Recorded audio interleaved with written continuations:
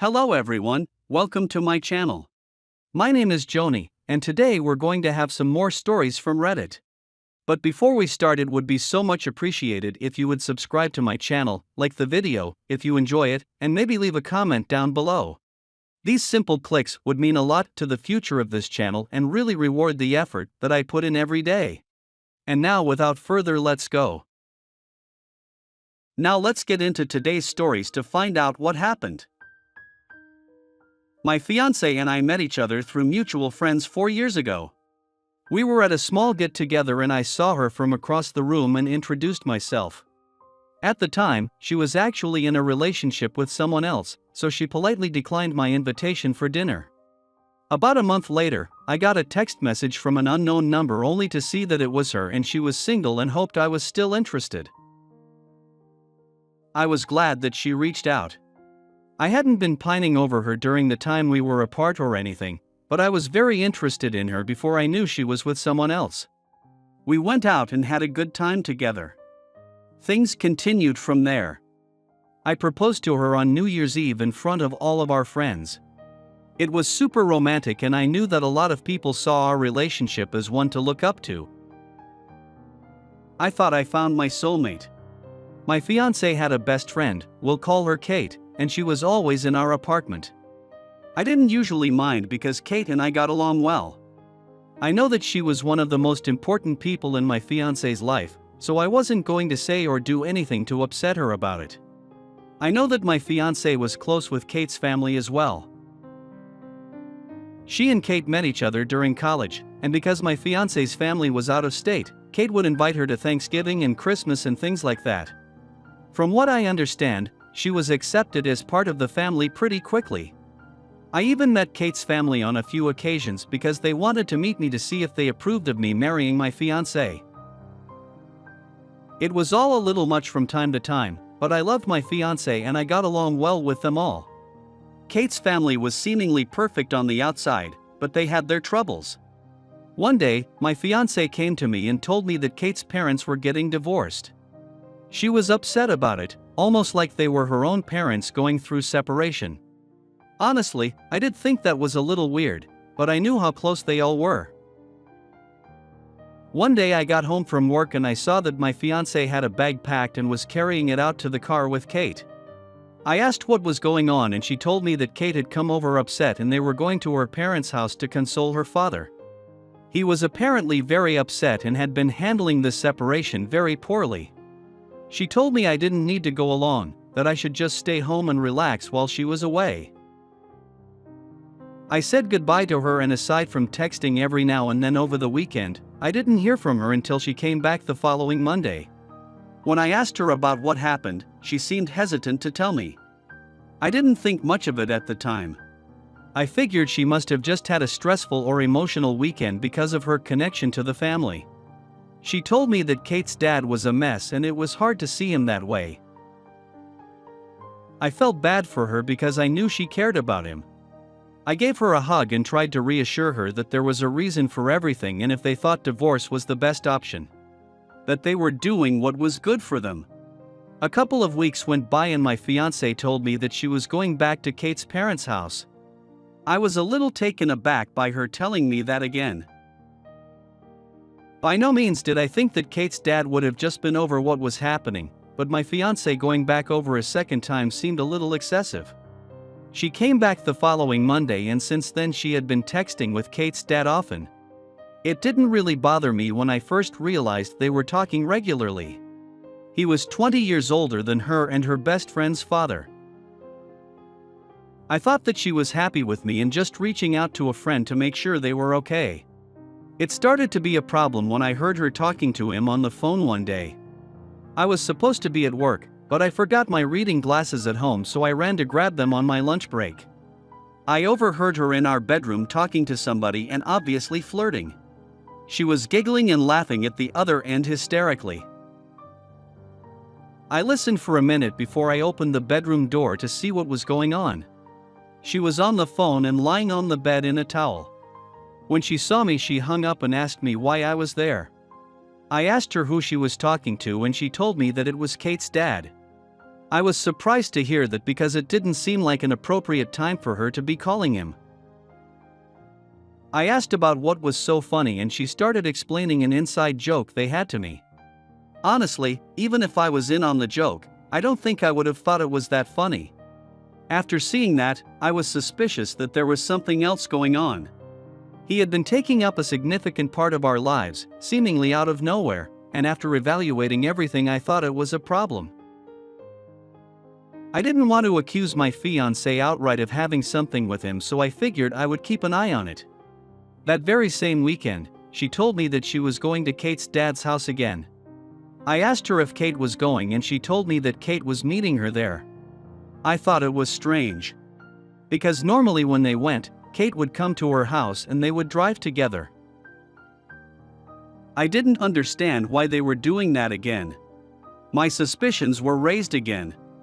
I didn't say anything. Instead, I told her to drive safely and thought about what I wanted to do. My gut was telling me that their relationship was more than just platonic, and I thought that I needed to prove that in some way. My fiancée didn't use much social media, all of her communication was through her text messages and she brought her phone with her. I had never been to Kate's parents' house, so I had no idea how to find her while she was there. The thought occurred to me that if my fiancée was doing something with Kate's dad, she wouldn't have told Kate she was going there. That might mean that Kate was still at her house.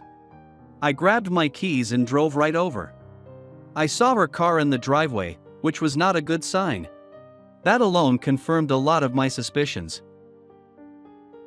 I tried to figure out what I was going to say, and then I knocked on the door.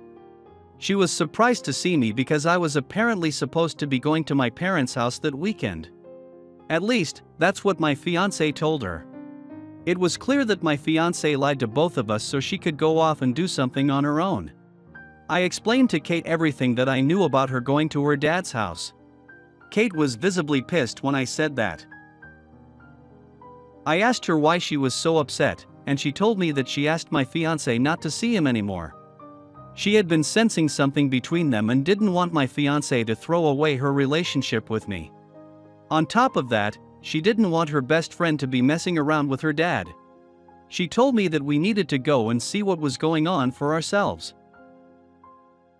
I followed her to his house and nervously anticipated what we would both find when we got there. Kate stormed out of her car when we arrived and saw my fiancé's car in the driveway. She had a key to get in, so she opened the door for us. We could tell that something was going on there. There were candles lit and glasses of wine sitting on the table. We heard music playing in the bedroom, and Kate asked me to go in because she didn't want to see her father having intimate. I didn't want to see it either, but I took one for the team. I opened the door, and I found them right in the middle of sleeping together. Kate's dad thought I was an intruder at first, but then Kate yelled from around the corner for him to put his pants on and go out to the living room. We waited for them there, and both of them came out to find us after they got dressed. My fiancée looked like she had just been told she only had a day to live. She was distraught that I discovered her affair. She begged me to forgive her without even telling me anything about it. She tried to tell me that it was a mistake, but it seemed like something she had been planning for some time if it hadn't been going on already. Right there, I told her that the wedding was off, and I asked for the ring back. I told her that we could no longer live together either. I wanted her out of the house as soon as possible. Kate's dad tried to explain and say that she was there for him, and it just happened. Absolutely none of what I saw walking into that house made it seem like it was an accident. Neither of them could take responsibility for what they'd done. Kate was furious with both of them and told them that she didn't want to talk to them ever again. I figured it would be easier for her to cut off my fiancé, but her father, I imagined, would be more difficult. Honestly, I doubted she would not speak to him ever again, but their relationship would never be the same, and that would suck for them both. Kate and I eventually left and went back to her house. We unwound and got completely trashed that night. While we were drinking, she told me about all the things my fiancé told her about our relationship. Apparently, my fiancé was very interested in the security that I could give her. She wasn't necessarily interested in me for my looks, personality, or the amount of love I had for her. She told me that I could do better and hoped that I would get away from my fiancé. I had every intention of doing that. So we broke off the engagement entirely and my fiancé was forced to move out of my house. I don't know where she went after that. Kate was her best friend in the world and most of her other friends were also close with Kate. I'm sure none of them were happy that she slept with Kate's dad. It was quite the betrayal on her end. I do keep in contact with Kate and she told me that she does not speak to her father. She is open to reconciling in the future, but there has been a lot of damage done and she needs time to heal from that, so he lost his entire family in a short amount of time. Now let's get into the second story. My wife and I have been together for about 15 years. We met in the workplace, and we quickly found out that we enjoyed each other's company. We decided that we wanted to go on a date to see if our relationship could be more than platonic. While we were together, we had an incredible time and we started dating. Fast forward 15 years, we had 2 wonderful children, a house in the suburbs, a vacation house at the shore, and a perfect little life. I thought she was the perfect partner. She was always there for me when I was stressed out, and she was an incredible homemaker for our children. We decided that being a stay-at-home mom was going to be the best for our needs, so I took care of the family financially, and she did in every other way. The beginning of the end for us came when my wife had a bad fall. She managed to tear one of the ligaments in her knee, and had to keep it in a brace for quite some time before going to physical therapy. Things were a bit different at the house with her limited mobility, but I stepped up and did everything I could to keep things as normal as possible. She seemed to appreciate everything that I did to take care of her when she was having difficulty doing it herself. After all, we made vows that said in sickness and in health, and I took that seriously. The time came for her to start going to physical therapy, and she had to go through it alone. This was at a point during a pandemic when only patients could go into medical practices. However, my wife did have a couple of Zoom consultations with her physical therapist, so I got to meet him during those. He seemed like a nice young guy. He was newly graduated, and he seemed eager to grow his client roster. He had a lot of technical knowledge, but I wasn't certain he had hands-on experience. I was apprehensive about him at first, but my wife raved about him after her first in-person session. If she was happy with him, that was good enough for me. She was the one going through the therapy, so that was the only opinion that mattered. She needed to go through several weeks of physical therapy, so she could safely walk around without a brace on. It was a long-time commitment for her, and I knew she had been very nervous about the pain. But we were all very excited to get things back to normal. When I thought everything was going to be good, she told me that she had to do a couple more weeks of therapy. She had improved a lot, but the physical therapist didn't think it was in her best interest to take the brace off entirely. I was a little frustrated about it. I didn't understand why it was taking as long as it was. But again, I wasn't the expert. On top of that, my wife told me that the time slot for her therapy had changed. She had normally been doing it while I was off work, so I could drive her there and back. The time change was in the middle of the day while I was working. She assured me that driving wasn't going to be an issue, since she was doing so much better. It was a lot of minor changes that kind of frustrated me, but I didn't think she was sleeping with her physical therapist. Being the supportive husband that I was, one day I took an early lunch to go check on her at the physical therapy office. At that point, I was allowed to sit in the waiting room while she was in the back. I checked in, letting the receptionist know that I was there for my wife. I sat down for a couple of minutes, and the receptionist asked me if I had the right appointment time. I told her that my wife was supposed to be back there already, and she had an appointment with the physical therapist. The receptionist told me that the therapist I mentioned was out of the office for lunch, so I must have had the wrong time. I thought it was really strange. I never imagined that my wife would be cheating on me. I tried to rationalize it in my head to make it make sense in some way. I drove home not expecting her to be there at all. However, her car was in the driveway. I was relieved to see that. If her car was home, that might have meant that she ended up rescheduling the therapy appointment or canceling altogether. I walked inside and I found her in the kitchen having intimate with the physical therapist. I was in complete shock. Honestly, looking back, it felt like my soul left my body at that moment. I was crushed to see it with my own eyes. They didn't even notice me for a couple of moments before my wife looked over at me and quickly pushed the physical therapist off of her. I didn't know what to say to either of them. All I knew was that I needed to get out of there. I rushed out to my car and sat there for a minute trying to figure out what I wanted to do. Going back to work wasn't an option, not after what I just saw. My wife came running out of the house, and she banged on my car window for me to open it. After a moment, I rolled it down and listened to what she had to say. She swore up and down that it was the first time anything happened between them. She made it seem like it just happened, as if that made it okay. I was putting the pieces together in my hands slowly, and that didn't add up with everything else. She had rescheduled her therapy time to his lunch hour. On top of that, I saw her run out of the house without a brace on, so she clearly didn't need therapy anymore. She had misled me completely and lied to my face.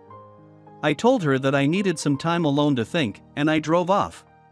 I booked a room at a hotel in town, and I took the time alone there to consider my options. I couldn't be with somebody who would cheat on me. It just wasn't an option. The trust in our relationship was completely gone after that. Divorce was a messy option, but it was the only one I could see.